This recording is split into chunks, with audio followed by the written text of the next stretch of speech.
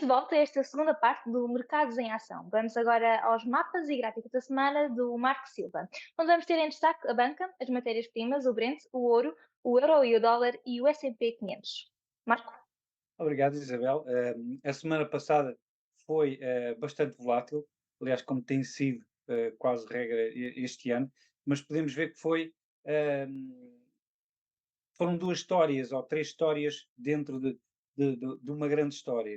Neste caso, podemos ver que a banca foi fortemente penalizada, aqui a vermelho, bem carregado, e assim como as empresas produtoras de matérias-primas, nomeadamente o petróleo, ao contrário, as empresas de exploração de ouro, por exemplo, metais preciosos, que valorizaram, tendo em conta também a valorização que o ouro teve a semana passada.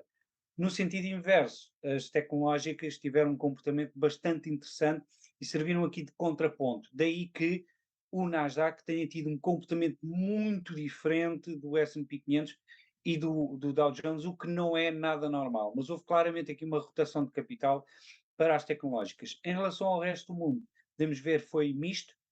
O Brasil sofreu, porque é muito baseado em commodities, e as commodities não tiveram, com exceção do ouro, nomeadamente o Brent esteve negativo, e de resto o mundo em si esteve dividido, se bem com um pouco mais de vermelho do que de verde. Em relação aos grandes setores e aos mercados, podemos ver que a China esteve positiva, mas não tanto como aos Estados Unidos. Os mercados desenvolvidos corrigiram, têm tido uma força relativa em relação aos principais dois, três mercados. A Europa esteve pior que os Estados Unidos, aqui está, e em relação aos setores, como tinha indicado, a tecnologia esteve positiva, enquanto que as energéticas e as financeiras estiveram negativas e os produtores de ouro, por exemplo, estiveram positivos. Uhum. Em relação aos gráficos, começamos exatamente pelo Brent. O Brent que continua, aliás, a semana passada foi claramente de quebra, a afastar-se desta linha branca. Esta linha branca que é aqui uma forte resistência a mais subidas, que neste momento está nos $90 por barril no Brent, e tem aqui abre espaço a uma correção mais significativa, eventualmente até aos $50, não para já, mas nos próximos meses. Em relação ao ouro, o ouro que teve claramente aqui uma valorização muito forte a semana passada, nesta barra verde, foi uma valorização como já não se via há algum tempo. A última foi em novembro de 2022, mas nos dois últimos 2 anos não houve semanas como a do ano passado, não houve muitas, e agora tem esta linha azul que é definida por estes dois máximos anteriores, os máximos históricos do ouro, em agosto de 2020 e março de 2022. Tem aqui nos $2060 por onça.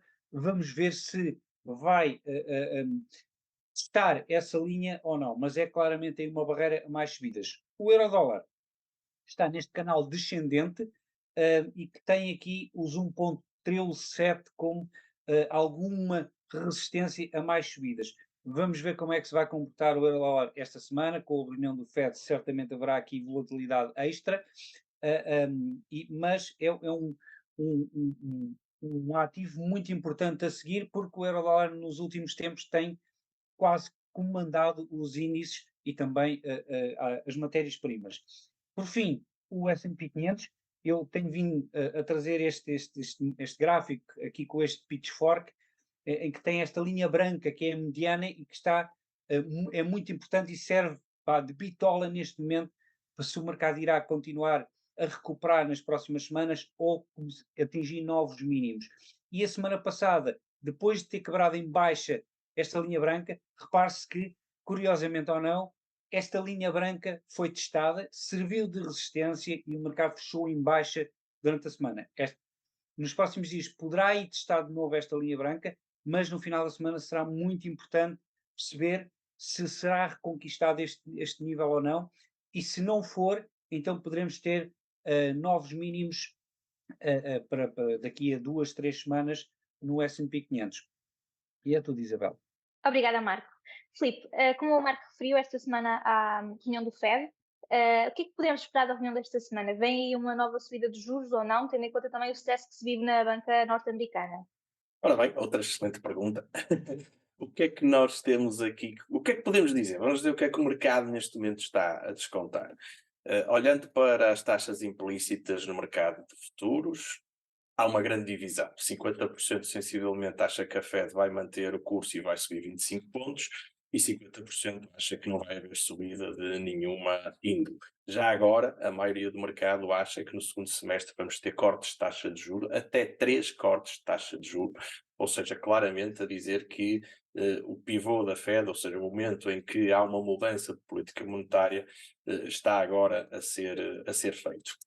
Ora bem, eu confesso que até à semana passada, ou até sexta-feira, achava que a Fed ia fazer exatamente o mesmo que o BCE fez, ou seja, manter o curso da ação para proteger o forward guidance e para não dar um sinal de pânico ao mercado.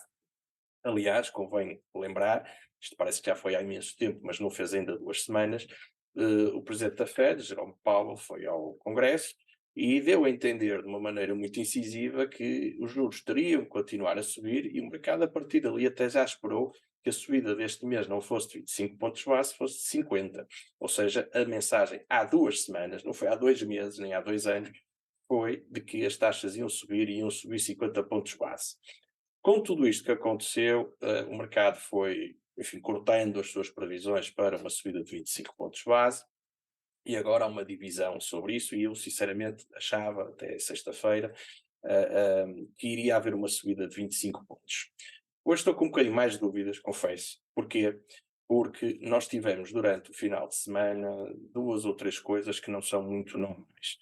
O primeiro é que tivemos, depois de 11 bancos terem injetado 30 mil milhões no First Republic Bank, tivemos um corte no rating desse banco por parte da S&P durante o final de semana, para um nível abaixo de investimento, chamado nível especulativo, ou junk, e, e isso causa-me aqui alguma apreensão.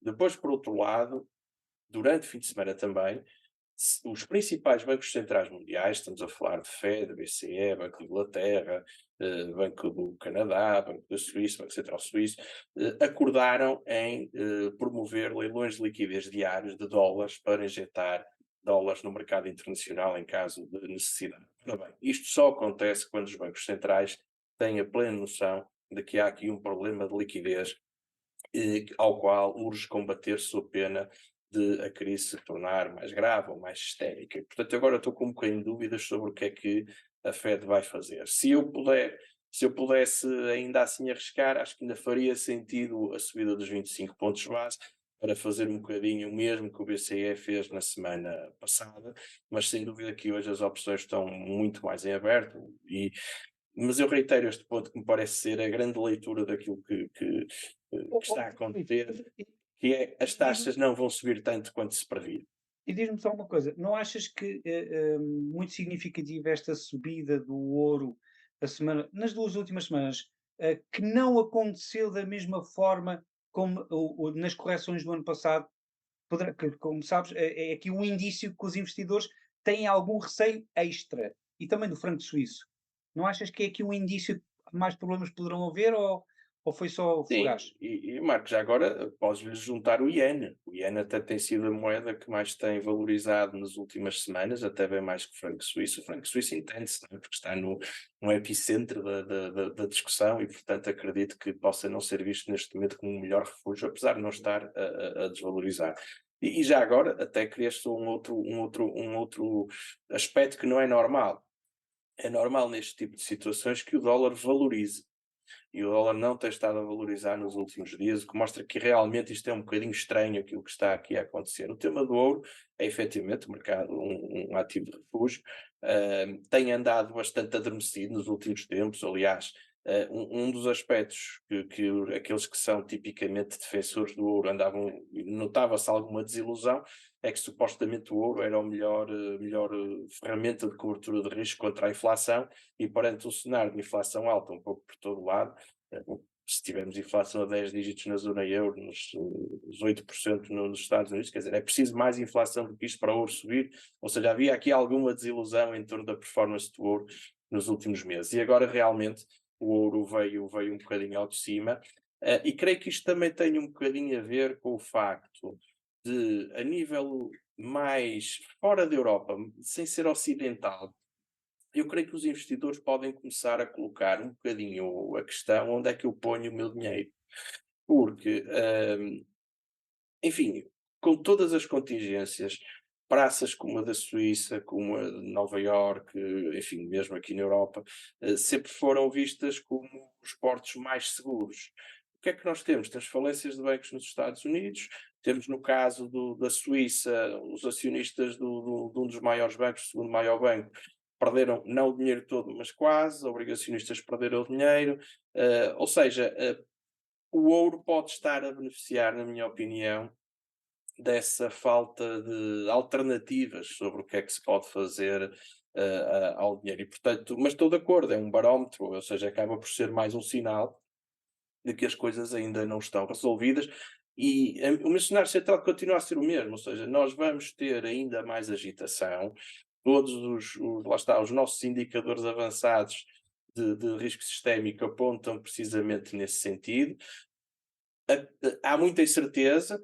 Acho que a grande conclusão, a única que nós podemos tirar de tudo aquilo que já se viu, é que as taxas de juro provavelmente já tiveram o seu valor mais alto, seja em termos de rendimentos dos bundos alemães, seja provavelmente em termos de Euribors a 12 meses e a 6 meses. Ou seja, acho que essa é a grande conclusão que podemos tirar daqui.